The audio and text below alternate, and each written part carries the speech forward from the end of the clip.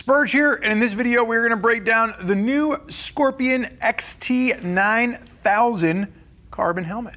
So really the too long didn't read of this is that Scorpion has released an adventure helmet in carbon fiber for around $500. So really when you're looking at the rest of their lineup, this would be a step up from something like the AT960, but keep in mind the reason the AT960 is such a popular helmet within Scorpion's line, that is an adventure helmet that's also a modular helmet, and it's really the only helmet out there doing adventure and modular in one.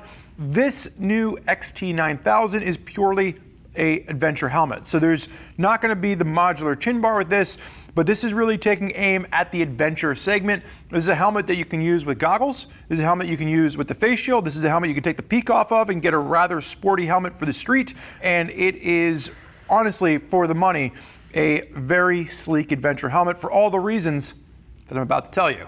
So starting with the shell, this is a 3K carbon fiber shell done in 3 different shell sizes, extra small to small, then you get a medium to large for the second shell, and then extra large to 3 extra large for the third shell. It is DOT ECE 2206 rated, and it is going to have 3 intake vents, 2 exhaust vents, 3 pounds 10 ounces in a large. This is one of the lightest adventure helmets that we have thrown on a scale, and intermediate oval head shape. So what does that mean for you if you're not familiar? First and foremost, if maybe you're watching this, you're not understanding how internal head shape works and how your noodle looks, check out our how to size and buy a motorcycle helmet guide. But realistically, we're looking at a helmet that's a little bit longer front to back, a little bit narrower on the side of the head, and it's going to work fantastically for the majority of riders out there in the American market. So what are you getting with the helmet? How's the helmet going to perform? So a couple things first and foremost. Face shield, there is a clear face shield and a smoke shield included. Both are pin lock ready. There's a pin lock insert included in the box.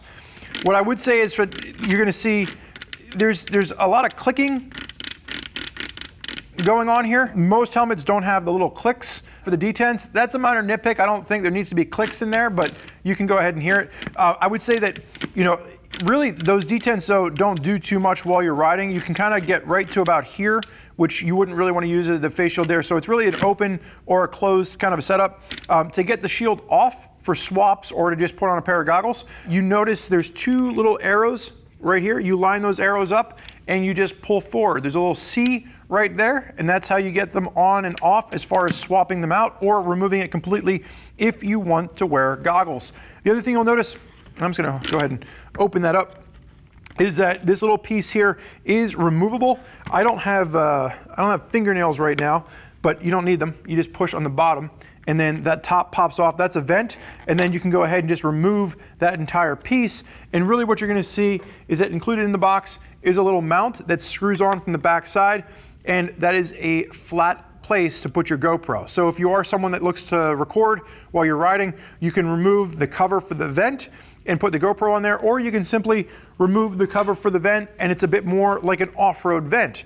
And if you want to put it back on, it just lines up there and you snap it right back into place. And then again, you can use it as just a pop open little vent if you're using it as a street helmet. But great ventilation through the front of the helmet. And then as we take a look at the inside in just a moment, I'll show you how some of that works because there's a separate little inside piece as well.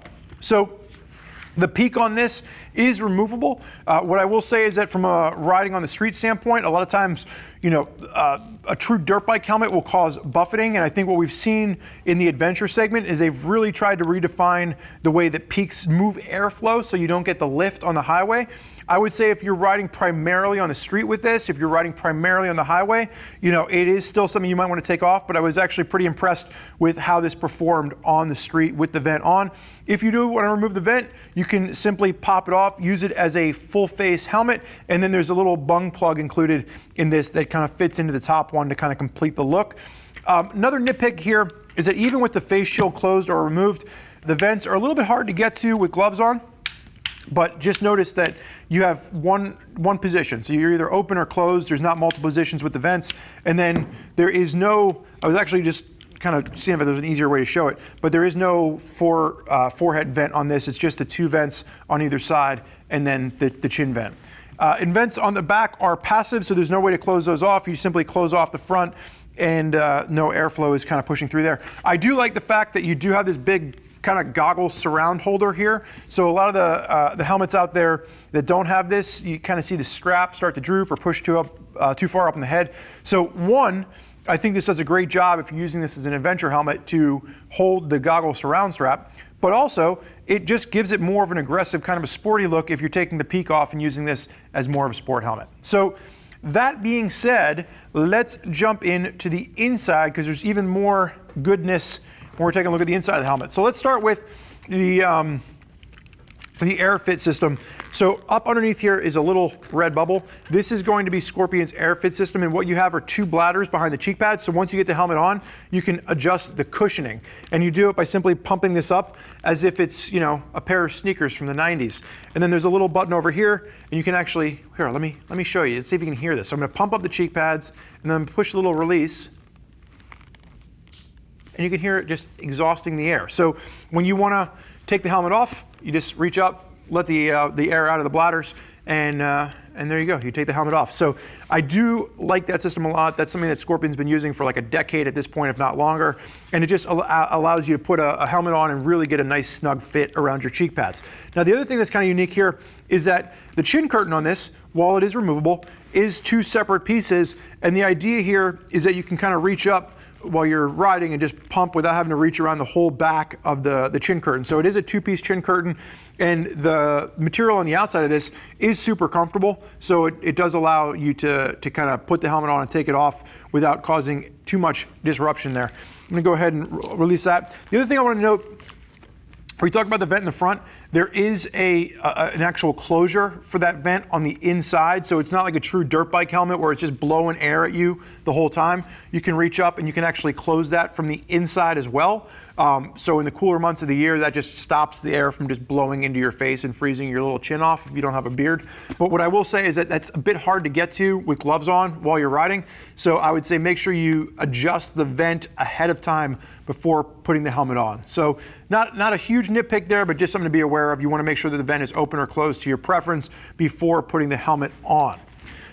Taking a look at the accommodations for comm systems. So cheek pads, extremely easy to get in and out.